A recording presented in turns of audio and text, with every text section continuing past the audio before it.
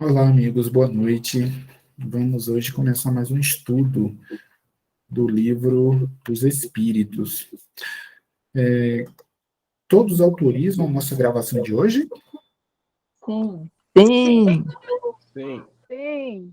Ok, gente, obrigado. sim. Vamos começar com a nossa prece. Alguém gostaria de fazer a nossa prece de abertura? Rita, Opa, é você, Rita? Por favor, fique à vontade, Rita. Que não, né? Bom, então vamos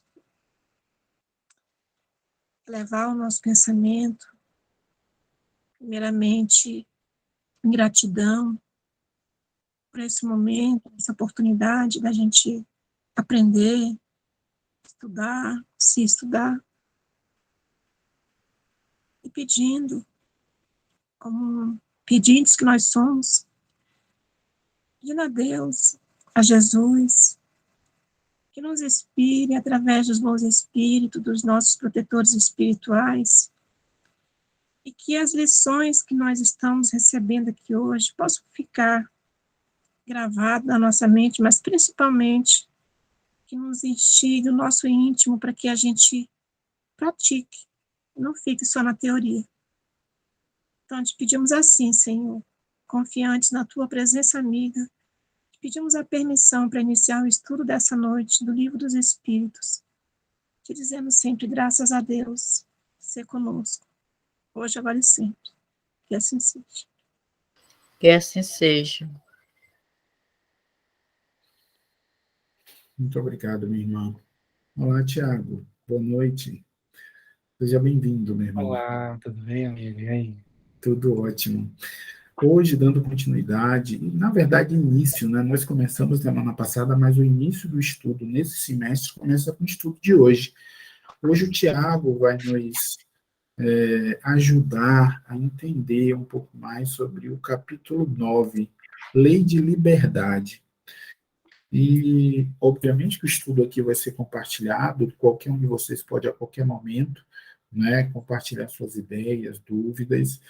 E hoje o Tiago vai nos ajudar, vai nos conduzir entre as perguntas 825 a 834, né?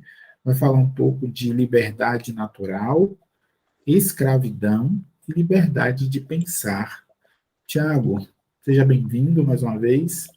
A palavra é sua. Maravilha. Boa noite a todos nessa sexta-feira, né? Então, é tão bom a gente encerrar, né, a semana refletindo, né? Pensando na doutrina. Nem todo dia a gente consegue se dedicar como deveria, né? A ler o Livro dos Espíritos, ler as obras da codificação.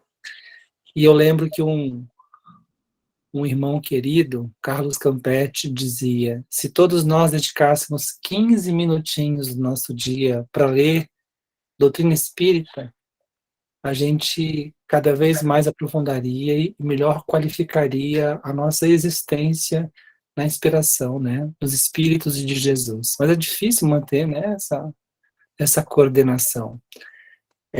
A noite de hoje é muito interessante porque nós estamos, né, agora arrumando para o término do livro terceiro, né, Leis Morais do Livro dos Espíritos, e como já apresentou muito bem o Paulo, vamos tratar de algumas questões relacionadas à lei de liberdade. Então, quer dizer então que a liberdade é uma lei perante Deus? Interessante isso, né? Quer dizer que a liberdade é uma lei divina? E quais são as implicações disso? Então, hoje nós vamos tratar da ideia de uma liberdade natural, ou na natureza, ou da lei liberdade na lei, como parte da lei natural, a escravidão e a liberdade de pensar. Tá? São algumas singelas questões, e para a gente começar, queria que a gente pensasse que é mais um grupo de perguntas e respostas que a gente identifica Kardec muito, muito, mas muito atento a seu tempo, sabe? A questões intrincadas e complexas da cultura europeia da época, e que ele problematiza em torno das questões, e os espíritos, talvez, mais do que nunca, serão contundentes em relação a posições ético-morais na proposta espírita nascente, né, banhada e abençoada pela ética cristã, né? Então, vamos começar, eu acho bacana, então, eu vou projetar aqui, né, uma tela para a gente ter o acompanhamento em tela das perguntas, tá? Perguntas e respostas. Vamos lá. Vamos colocar aqui o Livro dos Espíritos, vai aparecer para nós aí agora. Apareceu, né, amigos? E vamos começar, então, Lei de Liberdade, livro terceiro, Livro dos Espíritos. Eu quero saber se tá bom o tamanho de fonte para vocês assim, tá bom? Ou aumenta um pouquinho, o que vocês acham? Deixa eu aumentar um pouquinho. Se aumentar um pouquinho, fica melhor. Agora melhorou, Tiago. Agora tá bom, né? Mas joia, joia, joia. Então vamos lá.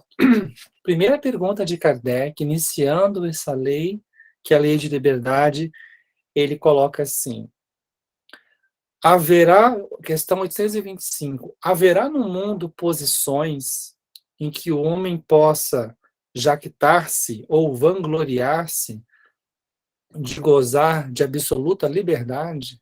Então, Kardec está se debruçando sobre a realidade do mundo em que ele vive, pensando, é possível, né, existem posições em que nós, como seres humanos, a gente pode exercer, viver e gozar uma absoluta liberdade. E aí a resposta dos espíritos, ela é bastante direta. E aí ela vai trazer um conjunto de consequências e que se conectam com outras questões do Livro dos Espíritos, vou apontar algumas delas aqui. Eles respondem assim: não, porque todos precisais um dos outros, assim os pequenos como os grandes. Primeira coisa, então, é que nós temos aqui, tanto na pergunta de Kardec, que está questionando a realidade da época, sabe por quê? Porque a liberdade, amigos, ela surge como um conceito muito importante no século XVIII, né, e XIX, em que ele está vivendo, que é a ideia da liberdade do pensar, a liberdade de produzir conhecimento, no campo filosófico, no campo econômico, né? Eu quero agora ser um comerciante, né? Eu quero agora ter uma indústria, eu agora quero ter uma produção rural de aves e animais e que eu possa estar tendo uma liberdade econômica de poder me inserir na sociedade, e isso é um contraponto justamente a um período anterior, em que todas essas dimensões da realidade elas eram controladas numa perspectiva de reis, de reinados absolutistas, né? Aquela figura que já trouxemos, né? Os reis que se referenciavam como representações do divino na realidade. Para quem não sabe, existe um livro, tá aqui, fácil, deixa eu ver. Não estou achando. Os Reis Taumaturgos, do historiador Mark Bloch. Os reis taumaturgos, eles se viam imbuídos dessa representação do espírito deles como a divindade na Terra, por serem reis, em que eles acreditavam que eram capazes até de curar as pessoas pelo toque. O que acontece é que a gente passa a entender que há transformações, então, quedas de impérios, quedas de reinados, uma nova estrutura social, o advento do iluminismo, como sabemos que é esse reino das luzes, o mundo das luzes, do pensamento, da razão, há uma revolução em curso, e um desses conceitos que surgem nesse contexto é a ideia da liberdade. E aí Kardec está sendo, o olhar dele é possível aspirarmos, é possível vivermos uma condição em que eu tenha plena liberdade, total liberdade de viver minha vida, de gozar essa liberdade, e os Espíritos estão dizendo, e aqui eles não apenas respondem filosoficamente, eles estão embasando a resposta deles em torno daquilo que está no Evangelho. Todos precisamos uns dos outros. Então, se nós temos a ideia de uma liberdade absoluta, ela acaba se casando com que dimensão da experiência humana?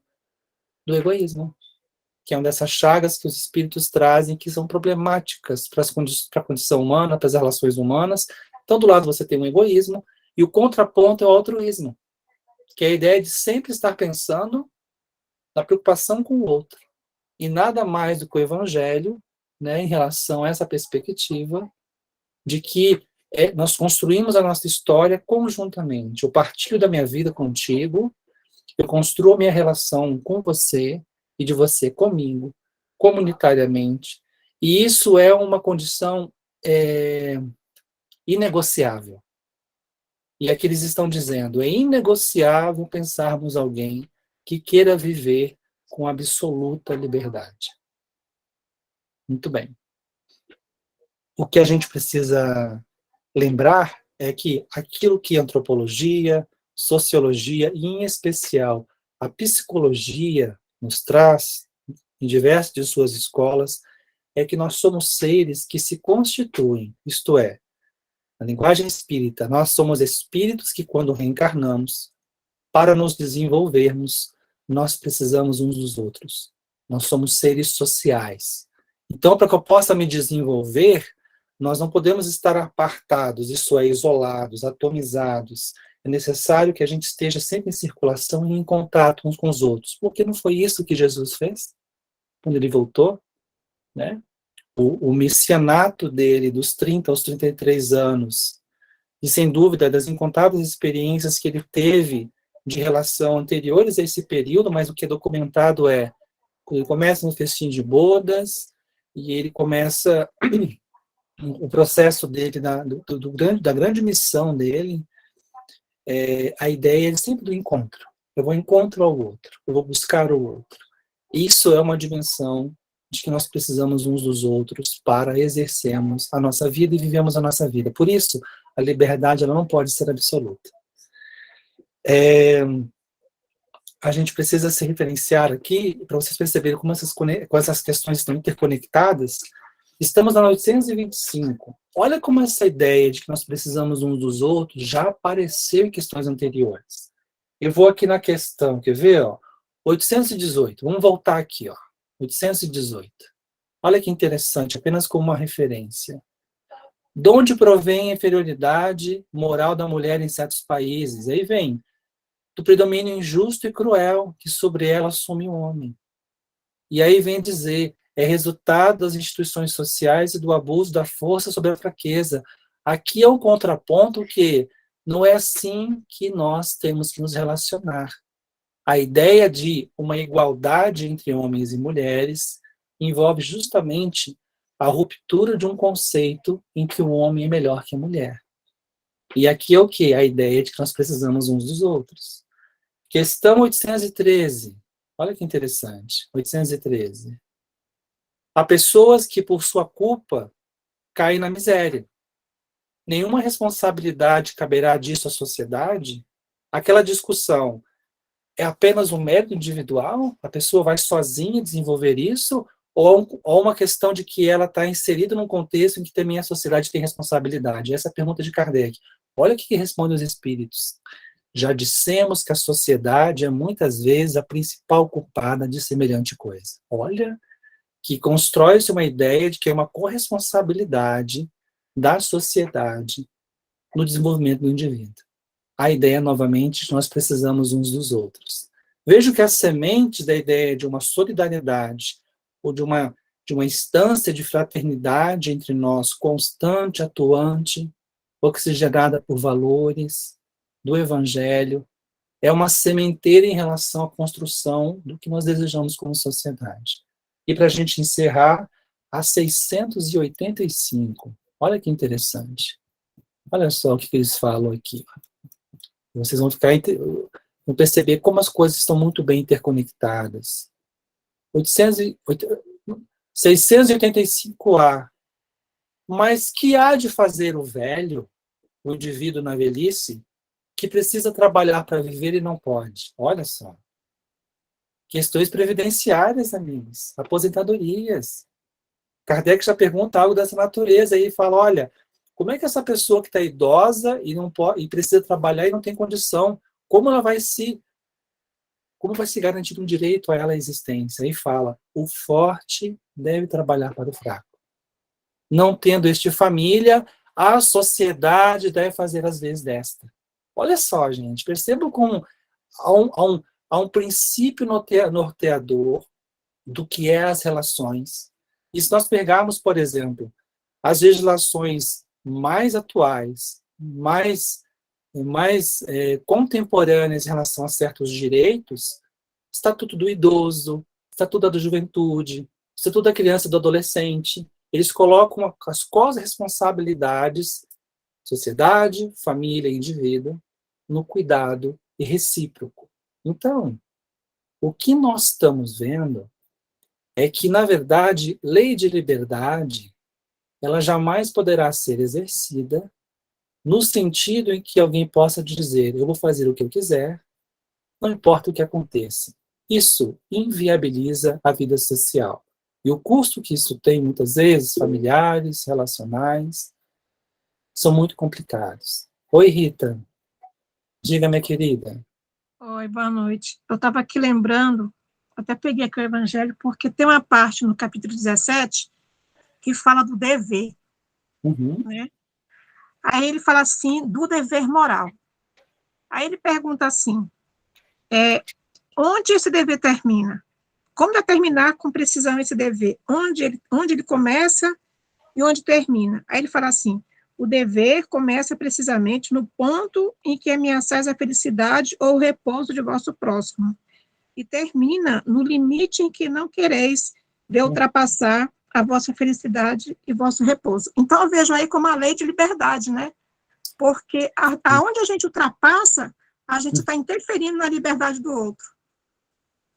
Perfeito, Rita. E cooperando com as palavras, Sim. Vamos dizer que lá no item noção sobre o direito, presente na obra Evolução em Dois Mundos, André Luiz vai dizer assim, aquele homem ainda ancestral, esse homem de agora, ele passa a perceber que o mundo de relação dele tem a ver com proteger sua prole, às vezes proteger uma caverna.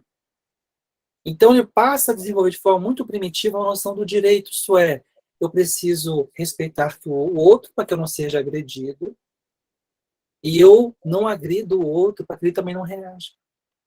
Então vejam, há uma noção de que no meu direito, como você disse, que começa, onde começa e termina o meu direito, onde começa o outro, né? A cena clássica é quando, há muito tempo, né, estabeleceram as poltronas ou cadeiras nos ônibus para pessoas com necessidades especiais e para idosos. Quantos de nós, às vezes, esquecia que aquela poltrona não era para a gente? E a gente sentava. Né? E, às vezes, chegava alguém necessitando pelo puro direito de estar ali, pela necessidade dele, e nós não saíamos, ou as pessoas não saíam. Então, perceba, é um amadurecimento deste reconhecimento da minha noção de onde vai a minha liberdade, até onde vai o meu direito, onde está a liberdade do outro, e respeitar o direito dele. Oi, Magda. Mas isso ainda acontece, Tiago.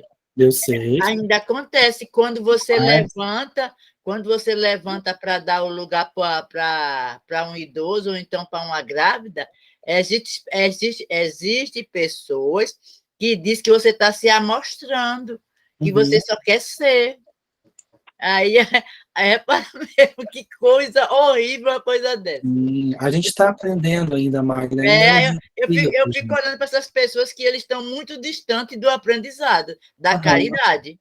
Sim, sim. O Tiago, eu queria que, se for possível, você repetir aqueles capítulos que você falou aí para mim depois dar uma lida de novo. Então anota aí. Pegou a caneta?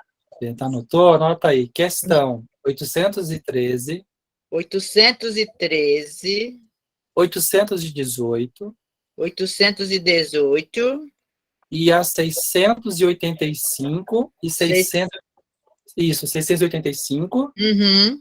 Também a 685A.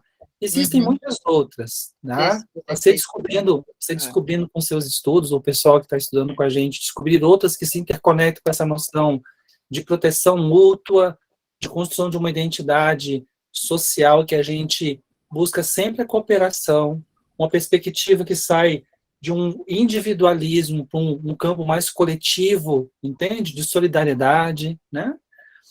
Então, eu acho que esse é o movimento. Vamos lá. 826, vamos seguir o nosso curso. Mas Kardec insiste. Em que condições poderia o homem, então, gozar dessa liberdade absoluta? Ele está insistindo, né? Tudo bem, está dizendo que não tem como, porque nós estamos em mundo de relação, precisamos cuidar uns dos outros. Mas existe alguma condição, ele fala, nas condições do eremita no deserto. A pessoa está isolada, está sozinha. E eles continuam. Desde que juntos estejam dois homens, há entre eles direitos recíprocos, que lhes cumpre respeitar.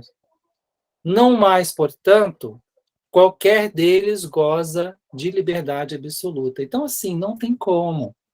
Eu me recordo uma história que eu ouvi uma vez, que a pessoa dizia assim, bem na hora que eu ia descansar, na minha casa, no meu apartamento, o vizinho de baixo, por volta de umas 11, 11h30 da noite, começava a fritar umas linguicinhas, né? Fazia uma fumaceira. E na estrutura arquitetônica do prédio, as cozinhas interconectadas, aquela fumaça que acontecia, onde tiver uma janelinha aberta, ela vai entrar, né? Então, além de fazer um cheiro muito forte de fritura, começava uma conversação, quase que gritando, e aí começa isso, está interferindo na paz e no sossego do vizinho. Antes que ele fizesse a manifestação com o síndico, outros vizinhos reclamaram. Aí a pessoa se deu conta, pô, realmente, eu não... Olha, engraçado, né? Ela se deu conta depois chamada a atenção.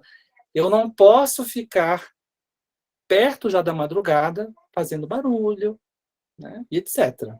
Então, companheiros, não há como a gente pensar numa história social em que a gente possa querer liberdade plena. Existe ainda esse discurso oficial em certas correntes ideológicas? Existe. Né? Pessoas, por exemplo, né, existem várias correntes, mas uma delas, a corrente do libertarismo, né, muito forte nos Estados Unidos, uma delas, as pessoas elas falam, olha, essa questão de autoridade, de respeito à lei, né, está interferindo na minha liberdade individual. Percebam? O que eles estão questionando é justamente esse princípio. Não existe essa questão de uma reciprocidade. A minha individualidade, ela se sobrepõe à do outro. Então, eu não quero ser multado, se a via fala que é 60, eu quero correr a 100, 120. Então, assim, são regulações da vida social e que aqui na Lei de Liberdade está dizendo, é impossível isso quando tiver mais de duas pessoas juntas, porque existirão direitos recíprocos que têm que ser respeitados. Vamos adiante. Deixa eu ver se eu esqueci alguma coisa aqui. Não. 827. A obrigação de respeitar os direitos alheios, isto é, os direitos dos outros, tira ao homem o de pertencer-se a si mesmo. Olha que interessante, né? Isso é muito importante, o homem ser senhor de si mesmo. Isso é neutralizado, isso é fragilizado pelo fato de ter que respeitar o direito dos alheios. Essa corrente dessas pessoas que falam que é necessário exaltar uma dimensão muito individualista do para mim, só para mim, da forma como eu quero, não se preocupando com as implicações que isso tem para a vida social, é aqui nessa questão que está sendo colocado isso, entende? Então eu preciso respeitar o direito dos outros? Quer dizer, então, que eu não posso furar uma fila? Eu não posso pegar o caixa preferencial, por exemplo, no mercado? Ou um caixa preferencial num banco?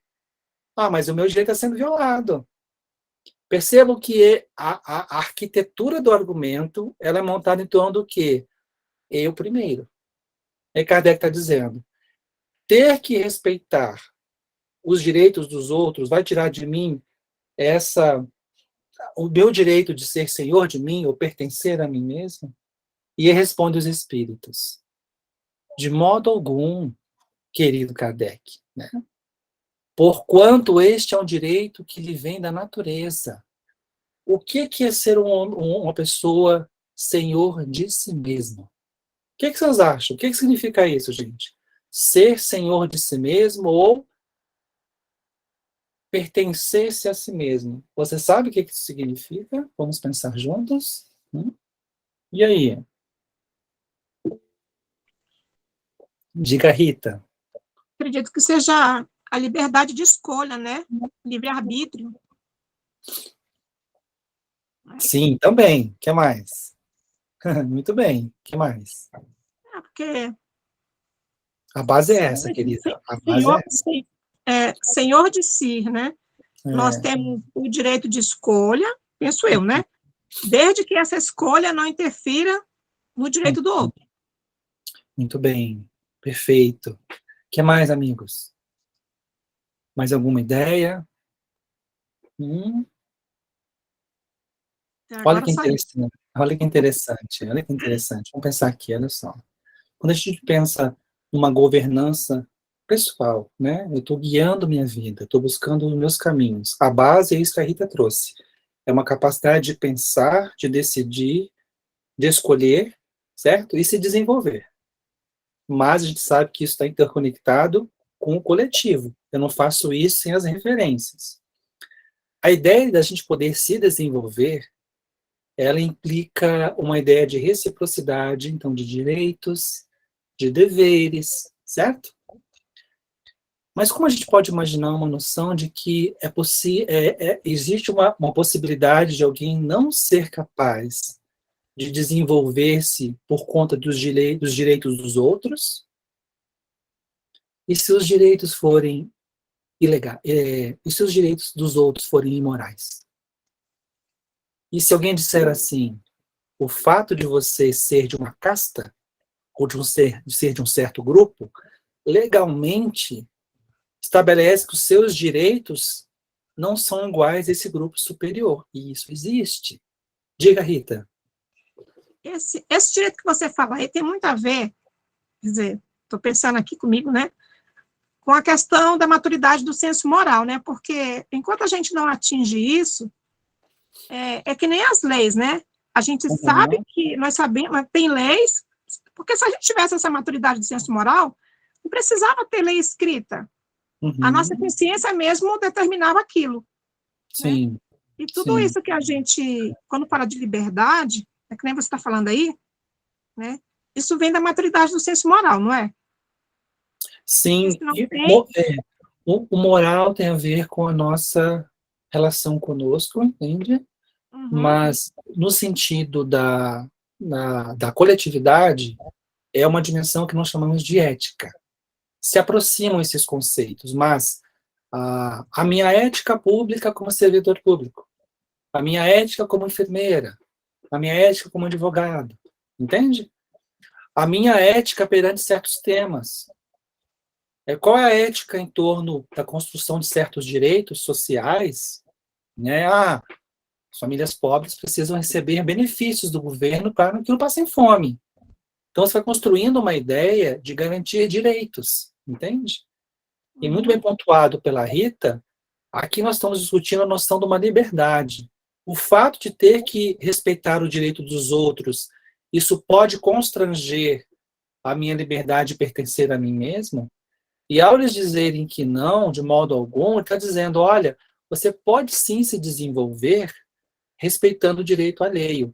Mas aqui o que não está sendo colocado, e que é importante a gente coloque, é que nós estamos trabalhando numa dimensão de uma igualdade, em que os meus direitos também serão respeitados, para que eu possa me desenvolver. Cito situações, por exemplo, como falei, e aí uma referência que me veio na hora, sociedades que são injustas, em que certos grupos, eles estão em detrimento em favor de outros. Então, na Índia, as castas, certas sociedades ainda, um colega me disse isso, eu fiquei estarrecido, né? Um colega estudioso das relações internacionais, ele fala, existem países no mundo que uma mulher vale menos do que uma cabra. Meu Como é que Deus. pode pensar uma condição de uma mulher no ser humano e os espíritos exaltam a condição de uma igualdade, porque nós somos espíritos, mas essas diferenças de gênero têm implicações culturais e sociais. Então, percebam, para uma mulher poder se desenvolver numa sociedade como essa, ela terá muitas dificuldades, porque os direitos dos outros, uma visão distorcida, vista como um direito, permite a própria opressão do outro.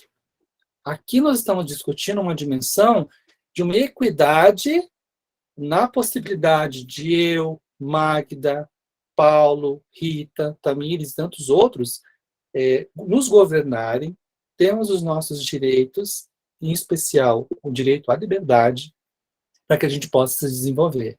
Oi, querida, diga, Magda.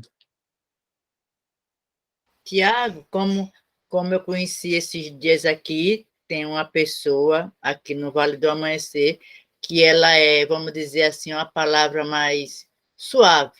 Ela é desprezada pela família porque ela é espírita. A família não a visita, e quando a visita é muito rapidamente, e tem vezes que nem entra na casa dela porque ela é espírita.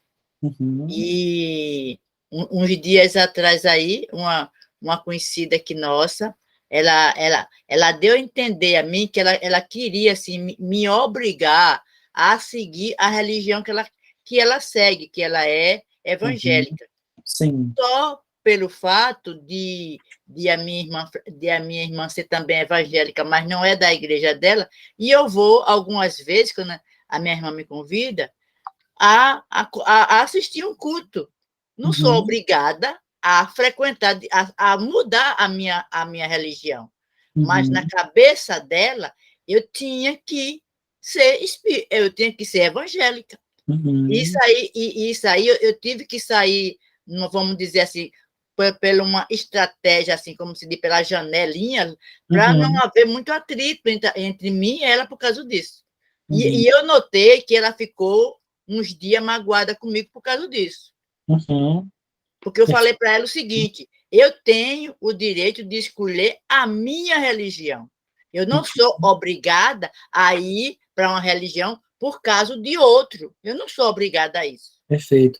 E Magda, o que por excelência, ao você se posicionar, você estava fazendo? O que você estava exercendo quando você se Eu estava posicionou? exercendo o meu direito. O seu direito e o que mais? A sua liberdade. A minha liberdade, isso. Perfeito, perfeito. Essa é a ideia que os espíritos estão trazendo. É possível que o outro se desenvolva de outra forma, que ele tenha os seus direitos respeitados, assim como você tem os meus respeitados, entende? A ideia é essa. Vamos para a próxima questão. 828. Essa questão aqui, companheiros, talvez seja uma das questões mais, assim, eu me surpreendo relendo as questões, porque a gente vai estudando outras coisas no curso dos anos, né? E aí a gente vai começando a assimilar as coisas, e essa questão aqui, a 828, ela é reveladora de uma questão muito complicada do século XIX. E Kardec, ó, ele está percebendo o que está acontecendo. Ele pergunta assim: como se podem conciliar, né? Como é que a gente pode conciliar as opiniões liberais de certos homens? Voltaremos a esse conceito já já, tá? Como a gente pode conciliar as opiniões liberais de certos homens com o despotismo que costumam exercer no seu lar e sobre os seus subordinados? Essa questão aqui, gente, ela é uma fotografia dos problemas, dos paradoxos do século XIX. Por quê? O que é uma opinião liberal?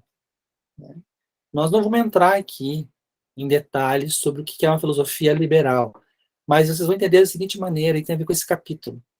O liberalismo, ele surge com uma proposta política, porque ela se contrapõe ao quê? Aos reis. Tá? Moral, porque ela é baseada na liberdade, e de igualdade perante a lei. Consentimento dos governados, as sociedades vão se organizando em torno dessa ideia de liberdade, liberdade para todos, igualdade de todos. Olha que interessante, os liberais diziam isso. Igualdade perante todos. Então, vamos aumentar as liberdades. Vamos ampliar as prosperidades.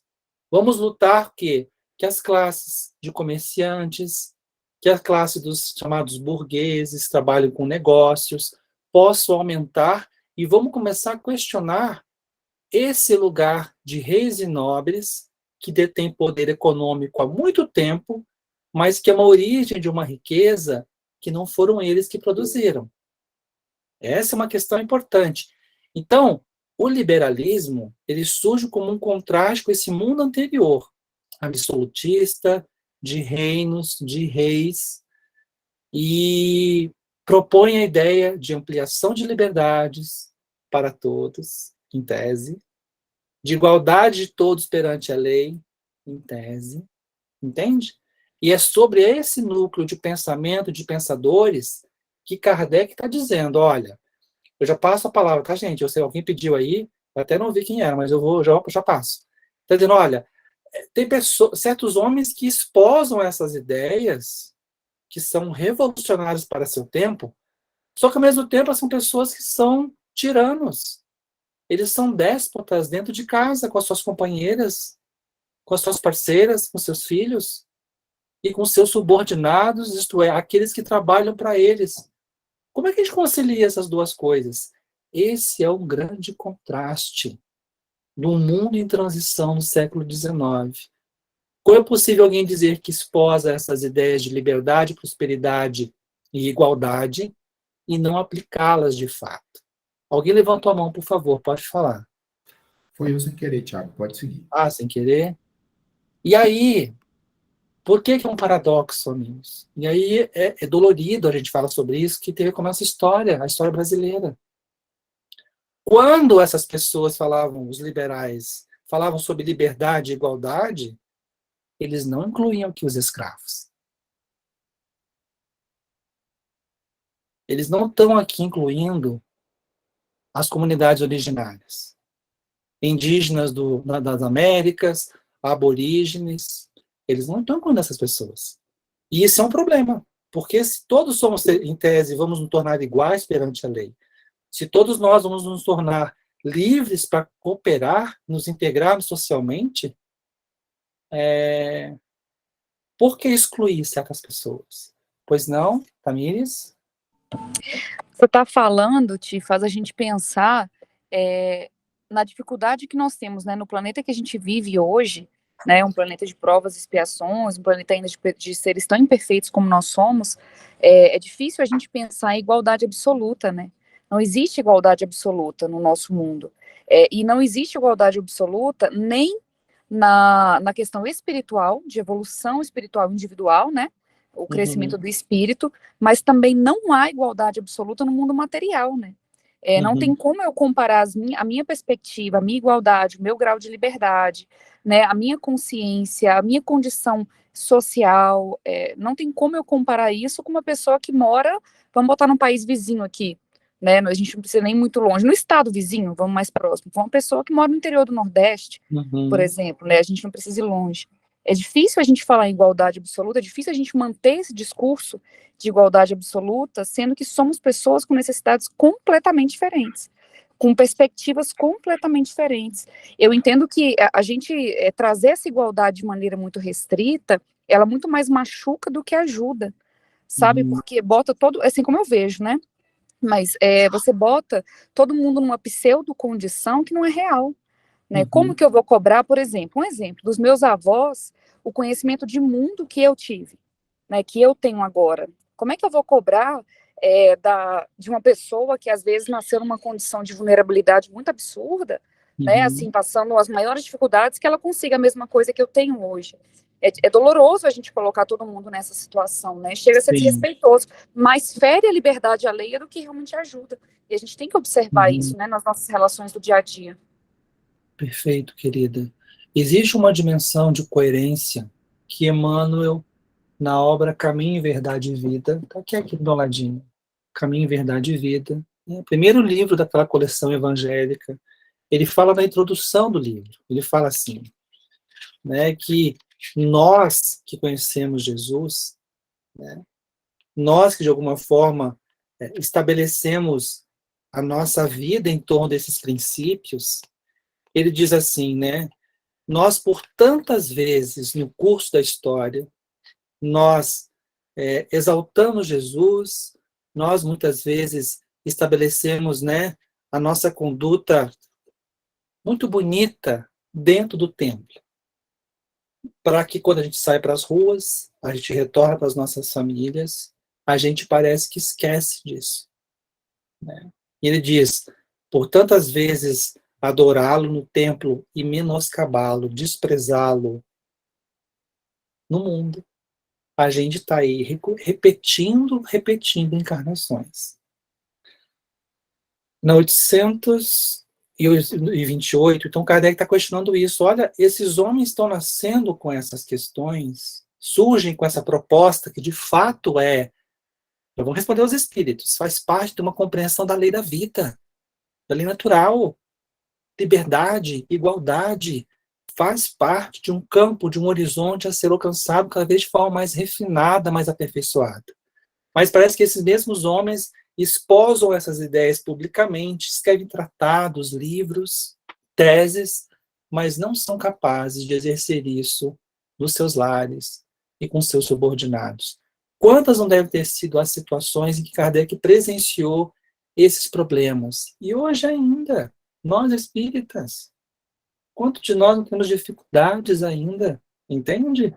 Aqui não é uma crítica de Kardec à sua sociedade, porque Kardec era melhor, ou porque nós, espíritos, somos melhores, a gente não, é uma condição da humanidade, né? Esse paradoxo, esses problemas, que a gente tem que estar conscientes deles, para que a gente possa melhorar.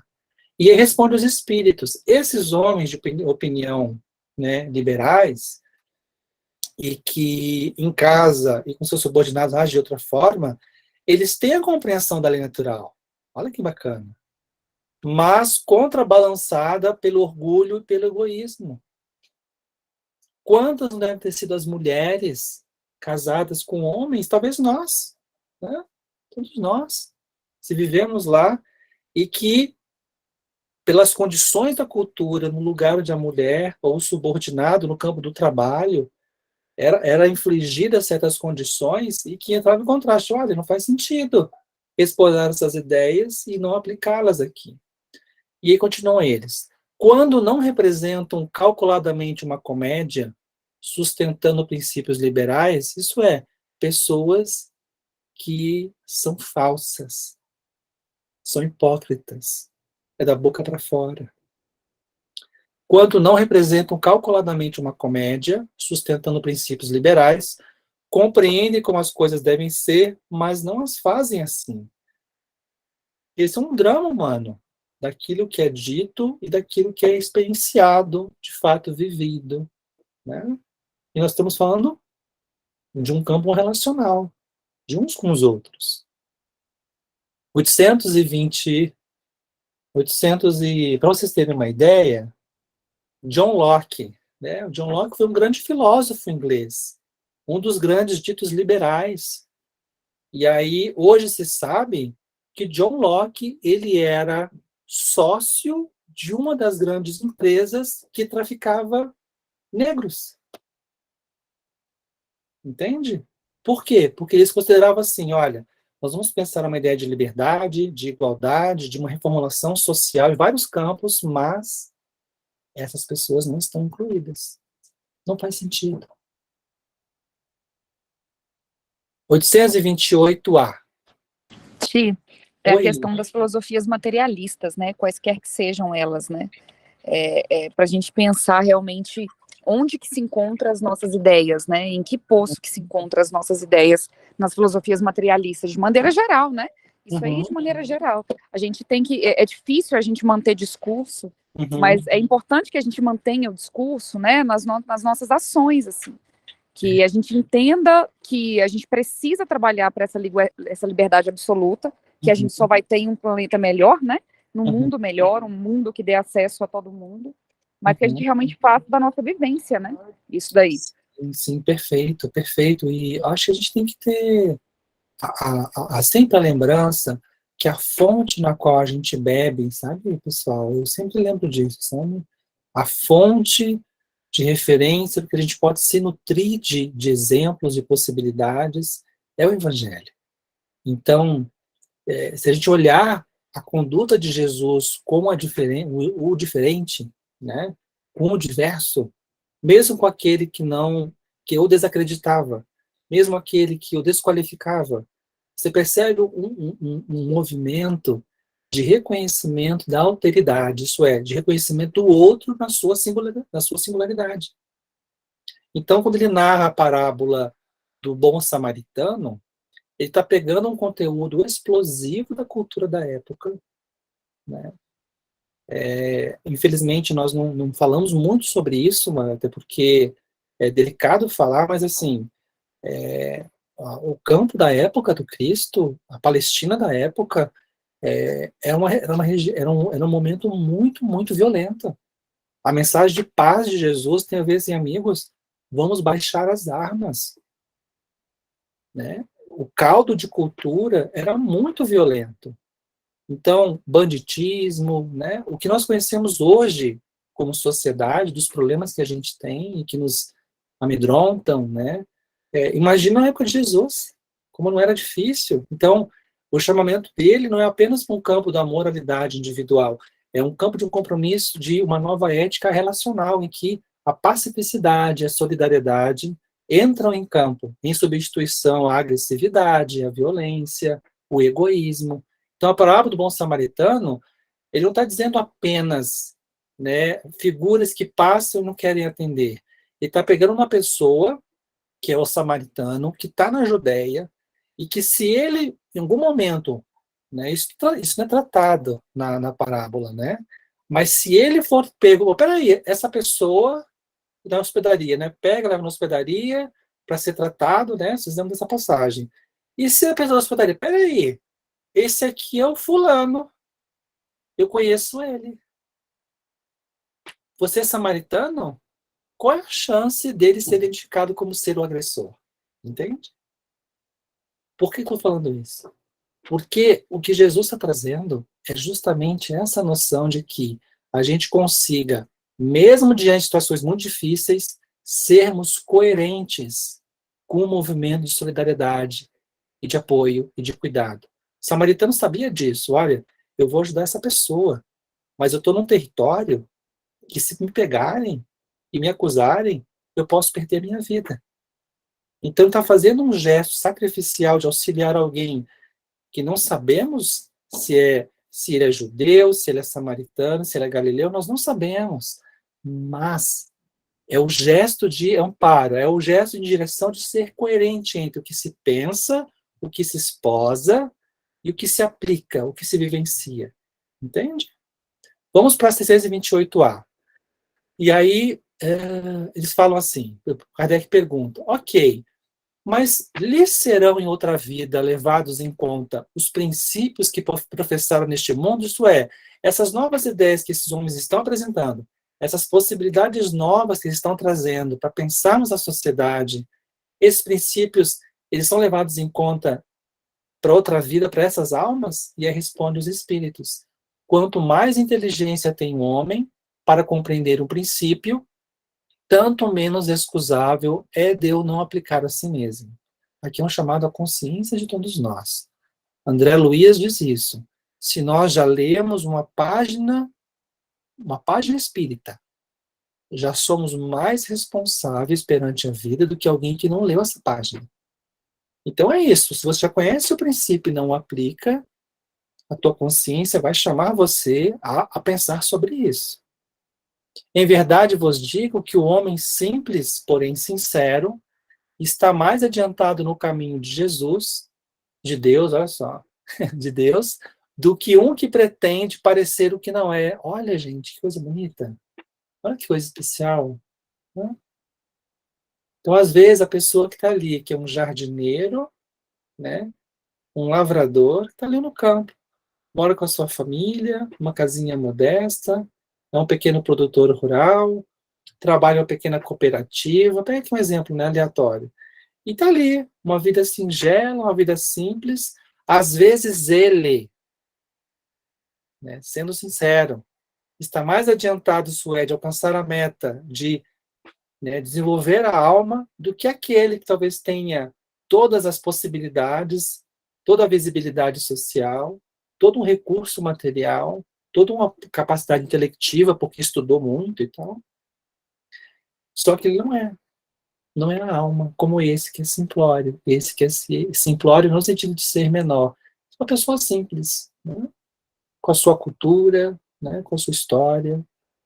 Vamos começar agora as questões relacionadas à escravidão. Antes de começarmos, quero perguntar se alguém gostaria de perguntar alguma coisa, falar alguma coisa.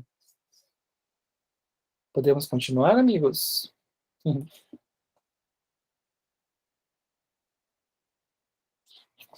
Vamos continuar, então. Vamos lá. Kardec vai ser categórico na pergunta dele em relação ao que está acontecendo há seu tempo, né? O Brasil vai ser a última nação no mundo que vai abolir a escravidão.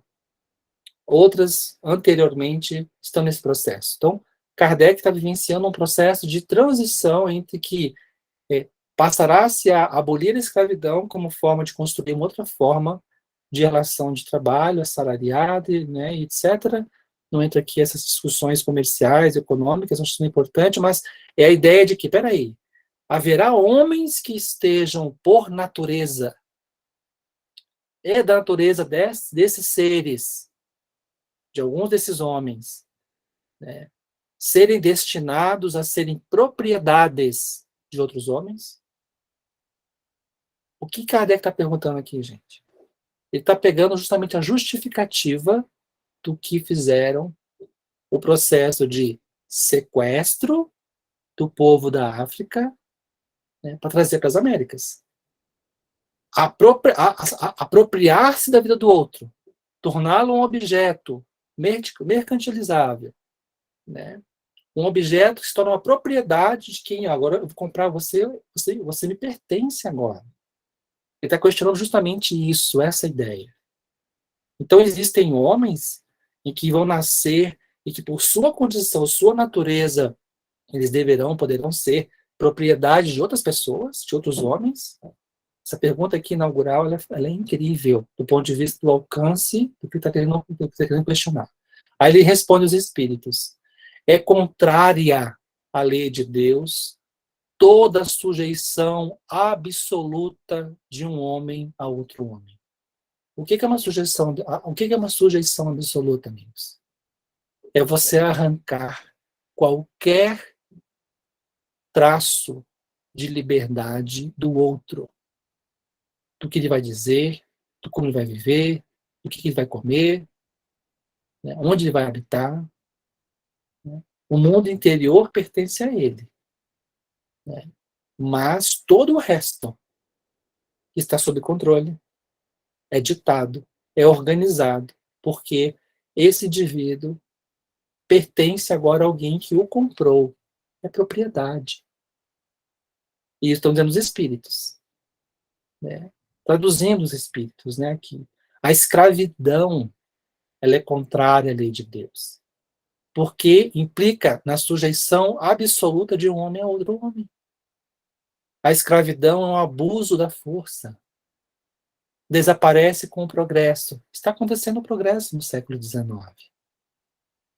A abolição formal da escravidão não implicará na abolição da escravidão. É isso que é importante a gente pensar. Formalmente, quando você positiva o fim de uma prática, não significa que a cultura não permanecerá reproduzindo isso, de outras formas. E então, a escravidão vai desaparecer com o progresso, dizem os espíritos, como gradativamente desaparecerão todos os abusos. E o comentário de Kardec é contrária à natureza, à lei humana, à lei dos homens, que consagra a escravidão, pois que assemelha o homem ao irracional e o degrada física e moralmente.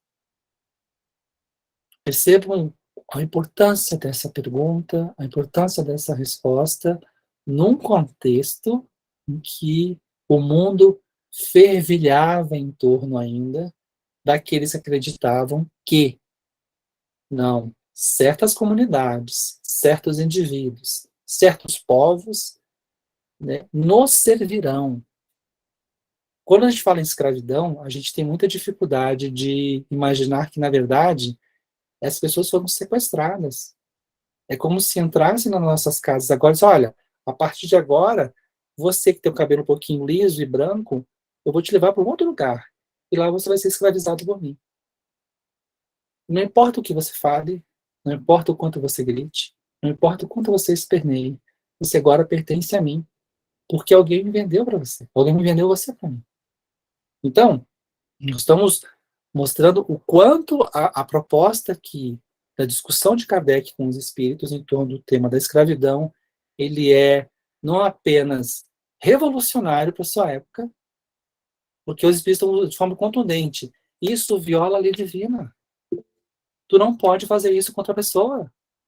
Oi, Paulo. Esse tema, né, ele é muito importante, e não é por acaso que Kardec trouxe ele para a gente, né? E os espíritos trouxeram contribuições ainda mais contundentes.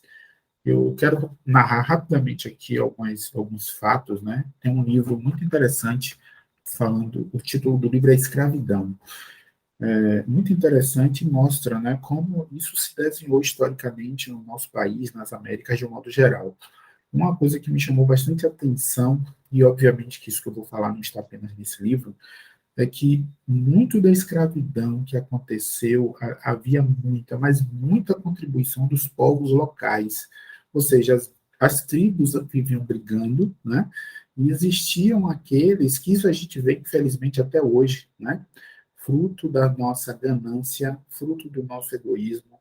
Você vê um povo querendo sobrepujar o outro, e essa escravidão aconteceu, mas demais, principalmente por povos africanos, os próprios povos africanos se utilizando da sua força para esvaziar tribos que eram inimigas dele, né?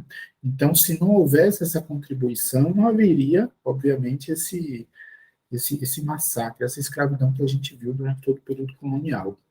E outra coisa que me marcou bastante é que a escravidão, ela levou tanto tempo e matou tantos negros, mas matou tantos nessas idas e vindas, que eles conseguiram mudar o comportamento dos tubarões no Oceano Atlântico, tá? O comportamento dos tubarões. Os tubarões comiam tanta carne humana que chegou um período que eles, entre aspas, ficaram enjoados de comer tanta gente, né?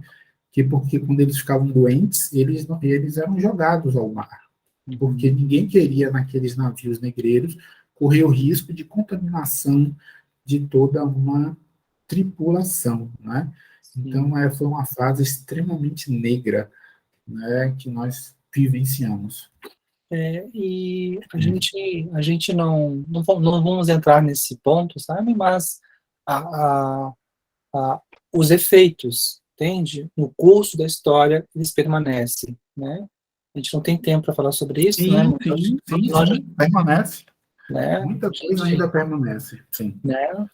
Então, por exemplo, né? Eu não sei se vocês sabem, mas assim, a ideia de existe escravidão contemporânea em relação a muita coisa, né? Trabalho escravo na zona rural, né? Mulheres que são traficadas para prostituição, né? Pessoas que submetem a condições de trabalho, porque para sobrevivência, olha, eu não vou te pagar um salário mínimo, mas eu garanto para você assim, um barraco ali, uma esteira, e te dou uma refeição. Você aceita? A pessoa vai aceitar por desespero. Então, assim, as condições que as pessoas se submetem, né, para que elas possam, às vezes, continuar vivendo, ou em que elas são submetidas, demonstram ainda uma atualidade de uma ideia de pessoas que querem submeter outras, né, pela força, pela violência, e esse conceito em torno do qual nós chamamos de escravidão. Mas isso vai acabar. Né? O tráfico humano, infelizmente, ainda é uma realidade, principalmente de mulheres. É que nem, por exemplo, a gente tem aqui, né, trazendo para a nossa realidade hoje, né, a gente tem as leis do trabalho, né, as leis trabalhistas, aliás.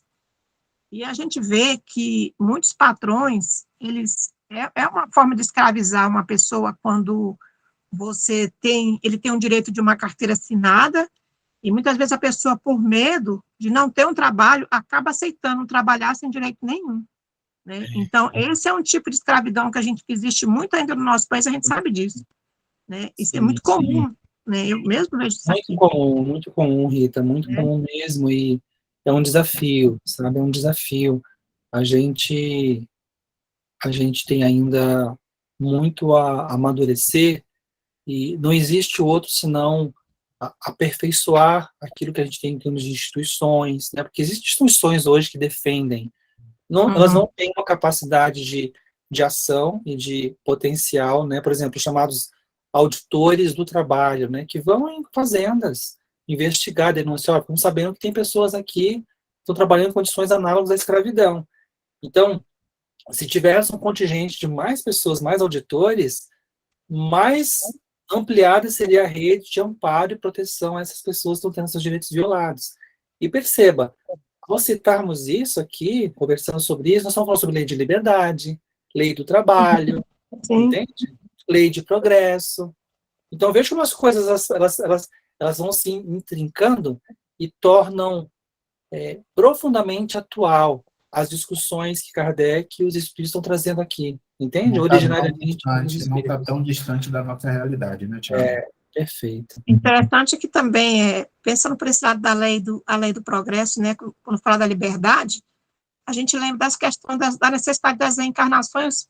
Por exemplo, tem um livro, inclusive foi o único livro que o Dr. Bezerra de Menezes psicografou, que é o Pérola Negra. Não sei se vocês já tiveram a oportunidade de ler. Então, conta a história de uma escrava, né, que ela era um espírito de escol, era um espírito elevado, só que ela tinha uma determinada necessidade, e ela nasceu no meio, né, como é que fala aquele, esqueci o nome que eles dão lá, onde ficam os escravos, né? E ela foi uma pessoa que ela sofreu muito, mas muito mesmo, e ela acabou sendo uma espécie de líder no meio onde ela vivia, e ela passou por muitas situações difíceis, né? Então a gente vê assim, como escrava mesmo, né, naquela época. Então a gente vê assim que no meio dessa necessidade de liberdade, né, tem a lei de causa e efeito, ela sempre vai existir, nesse sentido da pessoa, mesmo sendo escrava, ela está ali lutando pela sua própria liberdade, né? Perfeito, perfeito. E aí, como sugestão, eu vou fazer uma sugestão aqui para vocês. Eu não tenho a tradução desse termo, deixa eu ver se eu descubro aqui a tradução desse termo, porque... Deixa eu ver se eu descubro. Existe um filme tailandês, chamado, em inglês, o título é Buoyance, que é a palavra relacionada a flutuar, flutuabilidade, né?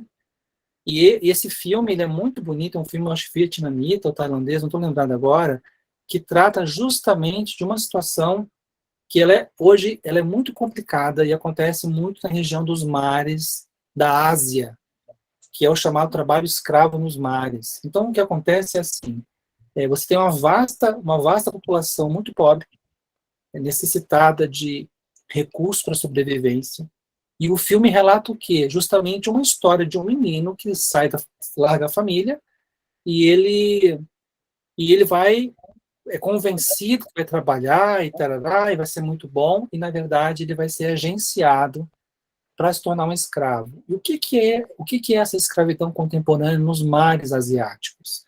As pessoas têm todos os seus documentos retirados delas, elas passam a ter que viver ad eterno em pequenas embarcações em que elas trabalham na indústria pesqueira. E aí o filme retrata isso, de um menino de uns 14, 15 anos, que cai nisso, e a história vai ser como é que vai conseguir sair dessa condição. E aí, no final do filme, há um texto que diz assim, existem centenas de milhares de indivíduos da Ásia implicados nessa condição escrava, né? Então, é um tema contemporâneo. Eu vou postar o pôster do filme no nosso grupo. Quem tiver condições de encontrar esse filme para assistir, eu recomendo, como uma reflexão social em torno desses temas que nós estamos discutindo hoje, tá bom? E vamos avançar, que nós temos só mais 25 minutos. Questão 830. Quando a escravidão faz parte dos costumes de um povo, são censuráveis os que dela aproveitam, embora só o façam conformando-se com o uso que lhe parece natural? Então, a questão é assim, olha, e quando a escravidão é do costume? Então, Paulo trouxe isso. E se certos povos vivem isso, né, faz parte dos costumes, e aqueles que se aproveitam dessa condição, embora só o façam conformando-se com o uso que lhe parece natural, né, é censurável isso? E aí a resposta dos espíritos já começa de maneira contundente. O mal é sempre o mal. Não existirá um artifício no qual você possa justificar uma prática de subjugação de um indivíduo por outro, ou de uma comunidade por outra comunidade, ou de um povo por outro povo. Porque quando discutimos, a ideia, amigos, o direito de ser senhor de si mesmo, aqui existe um conceito que pode ter uma ampliação jurídica, que não é apenas a liberdade de si, mas a liberdade dos povos, de se autodeterminarem. É por isso que hoje existem, isso faz parte das cartas das nações, né? Apesar de não serem respeitadas, mas a ideia de que, olha, as comunidades, os povos são diferentes e eles podem se autodeterminar a partir dos seus próprios valores, né? Da sua própria cultura, né? Então, é por isso que esse princípio de respeito à liberdade do outro, em torno de uma liberdade de se, né, de ser em si mesmos, como indivíduos e coletividades, é o que explica do porquê o Brasil estabeleceu, demarcou terras para a proteção de coletividades de povos originários. Eles podem se autodeterminar, vamos respeitar as suas culturas. Mas aqui no 830, sendo claro, o mal sempre é mal. Não tem que justificar da forma como for, porque não tem como justificar. E eles continuam. E não há sofisma que se faça, que torne boa uma ação má. A resposta... Oi, Rita. Já queria interromper. Então, assim, aquelas pessoas... Porque a gente teve uma época, eu lembro das novelas, né, que eles mostraram muito, na Moreninha, Escravizaura, que era aquele momento onde as pessoas tinham os escravos, né, que tinham os senhores, né, tinha aquelas amas que eram que cuidavam daquelas pessoas que tinham um poder aquisitivo melhor, né? Então, aquelas pessoas que viviam naqueles costumes, porque aquilo ali era um retrato da realidade daquilo que segundo a história, nos mostra, né? E eles detalharam melhor nessas novelas de época que a gente assistiu, que a gente assistiu até hoje. Mas que foram umas coisas assim, até muito marcantes. Então, quando a gente vê assim, aquele tipo de vida que aquelas pessoas levam, aquilo ali, então, as pessoas vão ser responsabilizadas depois, futuramente, por viverem daquele jeito, como ele fala aqui? Aqueles que implicaram, entende, que colocaram pessoas sob tais condições, eles vão responder por isso, tenha certeza disso. Nós chegaremos daqui a pouco no 832, Rita, que vai deixar bem claro uma dimensão do que você está perguntando. Eu não quero antecipar a resposta, mas você vai entender que mesmo a gente maquiando um pouquinho, mas cuida da pessoa, ajuda um pouquinho mais, não é bem escravidão. Vamos ver daqui a pouquinho como é que os espíritos se posicionam em relação a isso. Mas prosseguindo aqui na resposta dos espíritos, 930, eles continuam. Aquele que tira proveito da lei da escravidão é sempre culpado de violação da lei da natureza. Então, sempre que a gente vê um episódio contemporâneo da história, lendo um livro, vendo um filme, a gente sabe, esse que pratica isso, ele está violando uma lei da natureza, porque viola a liberdade do outro. Mas aí, como em tudo, a culpabilidade é relativa. Olha a sabedoria dos espíritos. Porque a gente não pode, companheiros, comparar alguém de uma cultura que compreende compreende essas relações. Olha, eu não posso violentar o outro dessa maneira. Em uma cultura em que supostamente os costumes permitem que essas coisas aconteçam. Por exemplo, quando as guerras entre os povos originários, as guerras entre os indígenas no Brasil, elas eram bastante violentas. E o que é interessante é que, quando um guerreiro de uma outra tribo era capturado, ele não chegava chorando, me solta, me liberta, né? Eu quero ir embora. Olha que interessante, nos costumes, eles viam o que era capturado, ele via aquilo como uma oportunidade. Olha, eu estou aqui, eu cheguei aqui, eu sou o guerreiro, chegou na aldeia de vocês, não tenho medo, né? E ele, a seu tempo, vai ser morto por aquela tribo. E o ritual em que em que vai morrer, ele não tem medo, porque por costume que ele tinha, o ato não era de ser violentado. Para ele era assim: estou cumprindo a minha missão como guerreiro e não tenho medo de morrer. Para mim, olha, estar aqui amarrado, atado e passar por isso não me amedronta. Percebam que o signo de como compreendermos aquela situação é diferente. Vemos uma cena dessa, nossa, gente, que cena bárbara, né? Que ato violento. Mas é a nossa subjetividade, é a nossa compreensão cultural, são os nossos valores que leem daquela maneira. Então, aqui os espíritos estão dizendo isso, entende?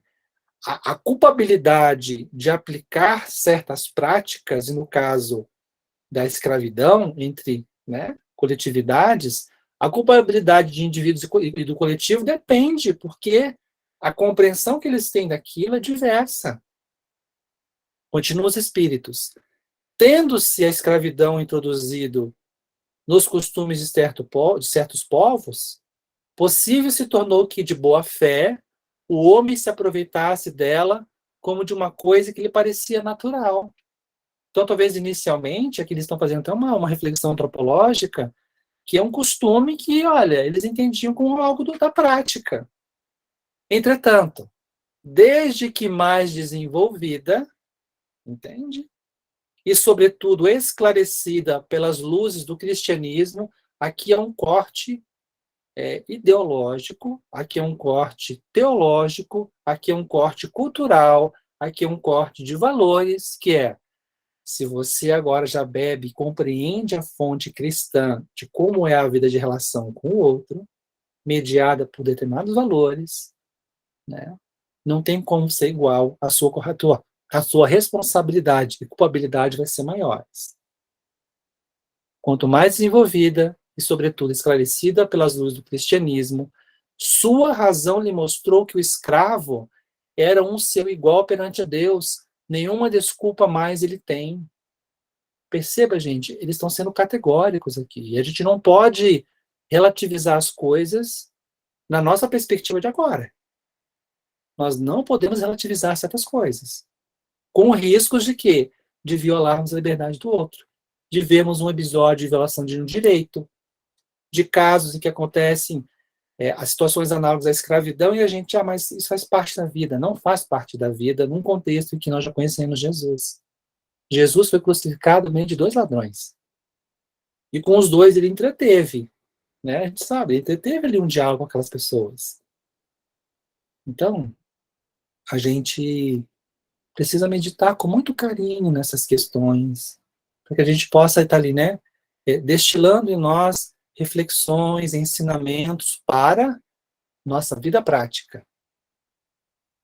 Por exemplo, eu, Tiago Risotto, né, sou psicólogo e trabalho com jovens infratores. Sou psicólogo. Eu não aceito violência contra ninguém. Não aceito. Não aceito que o menino, o que quer que ele tenha feito, não aceito que ele tenha o direito dele violado. Eu não aceito que ele tenha o corpo dele violado. Eu não aceito que a alma dele seja violada quando é humilhado. Não aceito. Não é porque eu sou psicólogo, é porque eu sou espírita. É porque eu sou cristão. Eu não digo isso no meu trabalho, né, gente? Porque o meu código de ética me protege. São princípios muito parecidos. Então percebam, é uma postura, uma forma de conduzir a vida, é uma forma de proteger o coletivo, é uma forma de valorizar a alteridade do outro, mesmo que o outro seja alguém qualificado como o errado, o estranho, o criminoso. Todos somos iguais perante Deus. Questão 831. A desigualdade natural das aptidões não coloca certas raças humanas sob a dependência das raças mais inteligentes? Gente, essa pergunta aqui é importante. Primeiro, quem tiver, não sei se todas as edições do Livro dos Espíritos tem, tá? Conceito de raça. Conceito de raça no século XIX criava uma subordinação, criava uma hierarquia, né, nas coletividades do nosso orbe. Dizia que os europeus eram necessariamente superiores a outras coletividades, baseados numa questão racialista. E isso, gente, é presente em quase todas as ciências do século XIX. Esse caldo da cultura em que eles bebiam essa ideia da racialidade, que criava hierarquia, era uma ideia compartilhada de forma coletiva. Hoje se sabe que isso é um absurdo. Isso é um absurdo, mas que para a época eles acreditavam que isso era ciência. Por conta disso, algumas edições de O Livro dos Espíritos, isso é importante que se saiba, tem ao final de suas edições, uma coisa intitulada Nota Explicativa. E aqui na nota explicativa foi feito um acordo. Olha que interessante. Nota explicativa. Oi? É errata que tem aqui no meu aqui? Não é errata, é correção de coisa textual. Essa aqui é algumas edições. É uma nota explicativa, Rita e colegas, em que foi feito um acordo com o Ministério Público. Então, na página 463 tem aqui, né, nota explicativa, página 463. Aí na 463 tem assim. Ah, tá, é isso mesmo, eu estou confundindo as coisas aqui. Nota explicativa. Tudo bem. É porque é importante, porque o conceito de raça ele era aplicado à época de Kardec como uma forma de, entende? Hierarquizar o que chamava-se de raça. E aí, contextualização do período de Kardec é colocada na nota de explicativa. E a pergunta de Kardec tem a ver com isso, porque ele está dizendo, olha, o espírito do tempo aqui, né, da nossa cultura, diz que certas raças humanas são superiores a outras. Então, essa desigualdade natural das aptidões intelectuais, supostamente morais, não colocaria certas raças sob a dependência das raças mais inteligentes? Ele está fazendo uma pergunta justamente para o que estava acontecendo na época. Entende? Responde os espíritos, né? E aí, olha que interessante, Kardec está dizendo sob a dependência. Ele não está perguntando, né, colocando certas raças ao sabor da vontade alheia das chamadas raças mais inteligentes. Não é fácil o que tu queres. A dependência, ela sempre é, no sentido cristão, cooperativa, de auxílio, é fraterna, é de cuidado. Sim, mas para que estas as elevem, não para embrutecê-las ainda mais pela escravização. Não é para explorá-las, é para auxiliá-las. Durante longo tempo, os homens consideram certas raças humanas como animais de trabalho. Olha a força das palavras dos espíritos. Munidos de braços e mãos. E se julgaram com o direito de vender os de raças como bestas de carga. Consideram-se de sangue mais puro os que assim procedem. Olha o que diz os espíritos agora. Insensatos. Loucos. Nada veem senão a matéria. Né? Se você é branco europeu, companheiro, isso não quer dizer nada. Mais ou menos puro não é o sangue, porém o espírito. Olha como fecham os espíritos. Diga, Paulo. Sobre essa nota explicativa, recentemente teve um vídeo, né, onde o Haroldo Dutra Dias ele esclarece isso aí. É possível que essa edição tenha acontecido durante um pedido de liminar ou coisa parecida, mas na prática hoje É só para afirmar que não houve nenhum acordo da FEB com o Ministério Público, tá? Foi demonstrado que, na verdade, o erro estava no Ministério Público, porque uma das ordens do Ministério Público, que fazia parte do acordo, era fazer constar a alteração das obras de Allan Kardec. E, na verdade, assim, a gente começa a perceber que muitos, eu não vou considerar o Ministério Público, mas muitos de nós nos deixamos levar pela literalidade. E como você muito bem explicou, naquela época existia um entendimento, né? Não caberia jamais ao Ministério Público alterar uma obra, e o Haroldo, né, quando se apresentou essa sessão, ele demonstrou que o próprio Ministério Público estava incorrendo em erro grave, né, inclusive indo de encontro a acordos internacionais. Então, Sim. assim, isso foi pacificado, e sempre que a gente vê conteúdos, né, ainda mais que foi escrito há muitos séculos atrás, muitos anos, a gente se apegar na essência e não na literalidade. Né? Era só esse adendo que eu queria trazer. Sim, e isso é importante, amigos. A gente precisa sempre contextualizar as obras. Nós não podemos ler, amigos, Livro dos Espíritos e outras obras espíritas como uma representação de verdades absolutas. Isso é muito complicado. Mas eu não posso acreditar então que o amor é uma lei. Não é disso. É de questões outras que possam surgir e que tem a ver com a época em que a obra foi escrita. Então, que a gente tenha a razoabilidade de não pegarmos, mas já que não está certo, eu vou desqualificar tudo. Não, não é assim. Né? Vamos ter o cuidado, vamos ler, vamos compreender, vamos questionar, vamos inserir novas reflexões, vamos requalificar a resposta à pergunta. Perfeito, e hoje, né, a gente consegue entender melhor essas questões. Vamos para adiante, para a gente não atrasar, amigos. 832, aqui, Rita. Hoje está eu e a Rita dando aula, né, Rita? E é aquela que a Rita perguntou. Olha que interessante. Pergunta Kardec. Existem ou há, no entanto, homens que tratam seus escravos com humanidade, que não deixam-lhes falte nada, e acreditam que a liberdade os exporia a maiores privações. Que dizeis disso? Possivelmente, amigos, vivemos essa realidade desde a época do século XIX, na escravidão. Né? Mas alguns passos são melhor tratados, aqueles que trabalhavam na casa do senhor de engenho, aqueles que passam a ter certas atribuições em que eles passam, em tese, não serem castigados. Mesmo assim, como compreender isso? Aí respondem os espíritos, e a resposta é um tapa de luva de pelica na cara. Respondem assim, digam que esses compreendem melhor os seus interesses. Olha isso, gente. Eles estão, na verdade, habilmente tentando justificar uma situação, mas que por trás são seus interesses. É a mão de obra que ele tem. Né? É a mão de obra que ele tem para servi-los.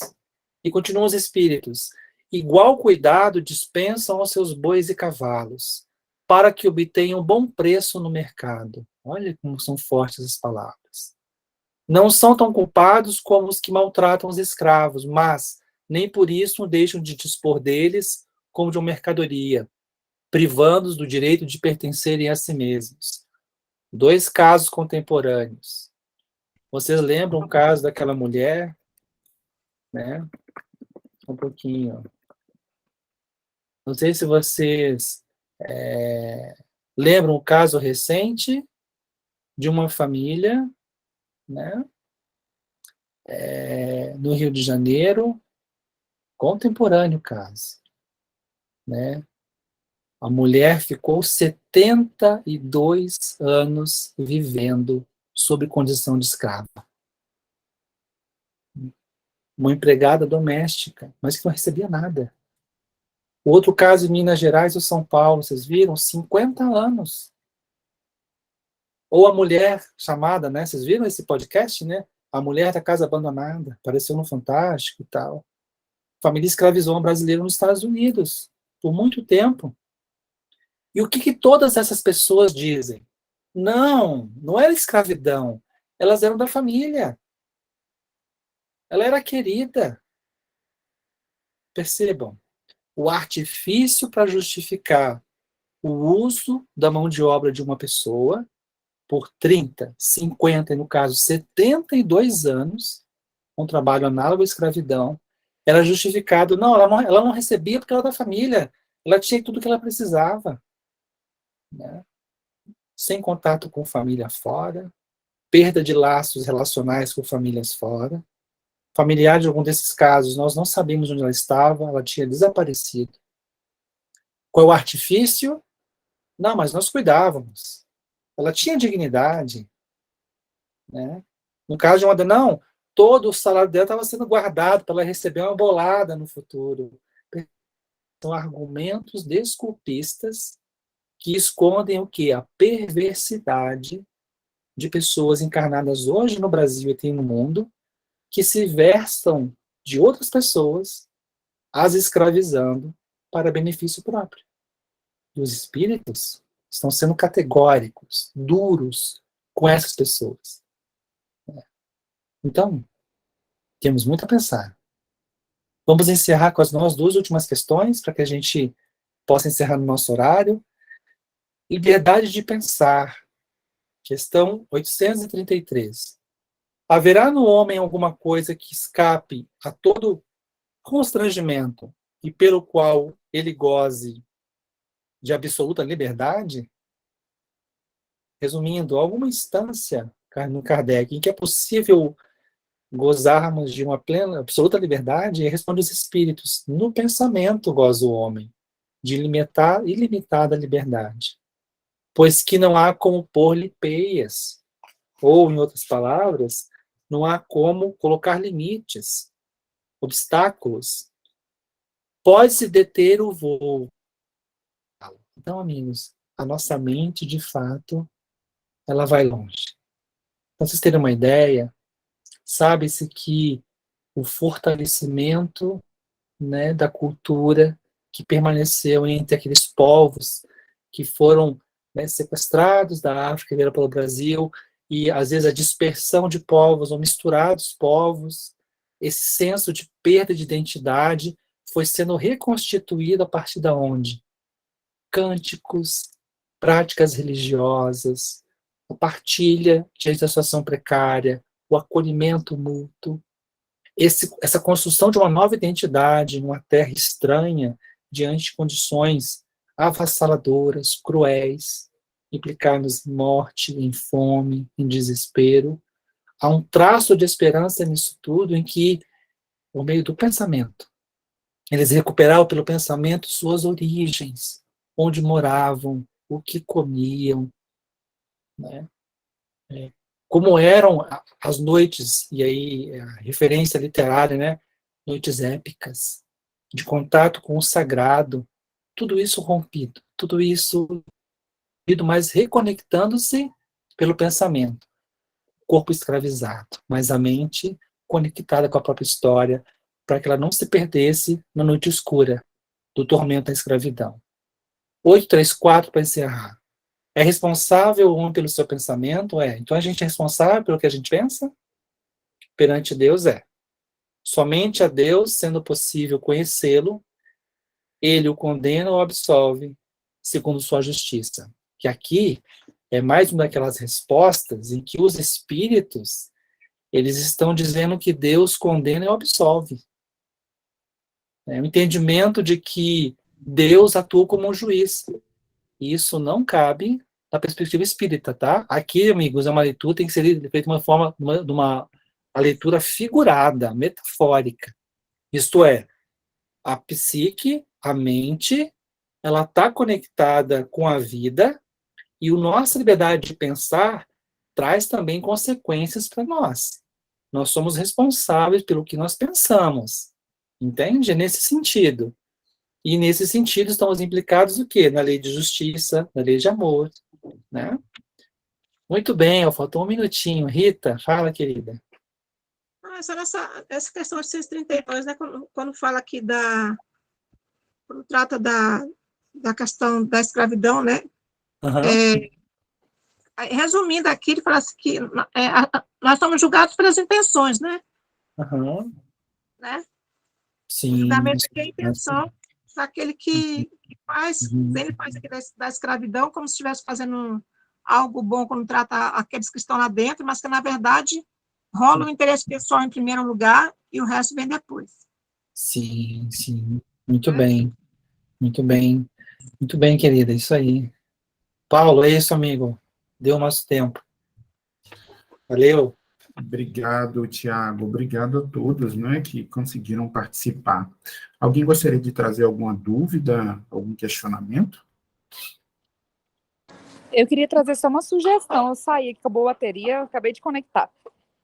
Tá, Uma vai lá. sugestão de um podcast chamado História Preta, que é muito boa. É um antigo militar, não, antigo não, ele ainda é militar, não sei se ele é das Forças Armadas, e Uhum.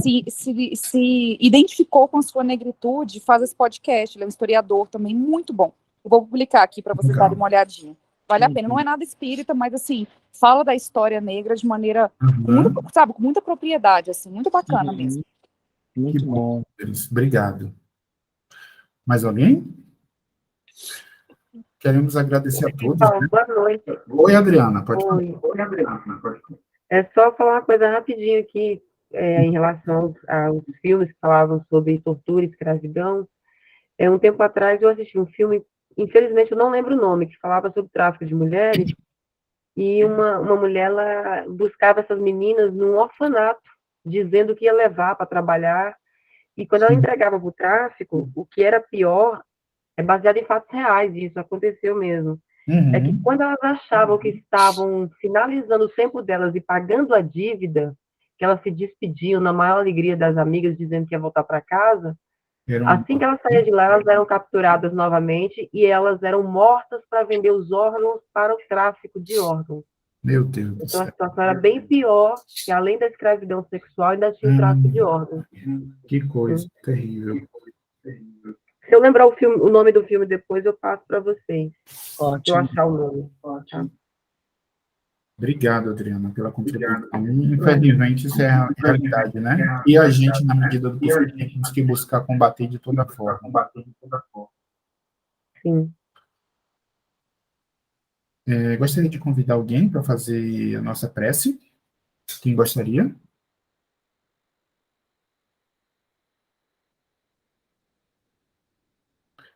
Vamos elevar nossos pensamentos a Deus, agradecendo pelo estudo de hoje, agradecendo pela presença dos nossos mentores espirituais. Obrigado, Senhor, por mais um estudo, que possamos refletir sobre tudo que aqui foi falado, lido, e que possamos, com esse conteúdo, buscarmos sermos pessoas um pouco melhores a cada dia, sem aquele sentimento de culpa de tempo perdido, mas a esperança de cada dia estarmos sendo melhores.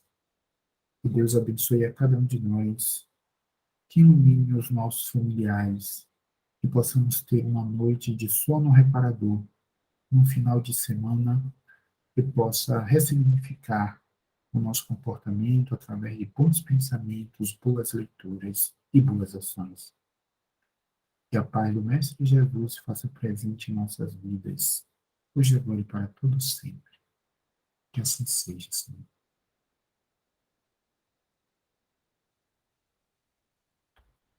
Gente, muito obrigado, boa noite. Obrigado, Thiago. Boa noite a todos. Obrigada. Boa noite, gente. gente. Obrigada, Gente. Thiago. Até a próxima Obrigada, vez. Ti. Acho que pode semana a todos. Beijo. Tchau, tchau. Tchau. Tchau, gente. Se cuidem. Tchau. Tchau.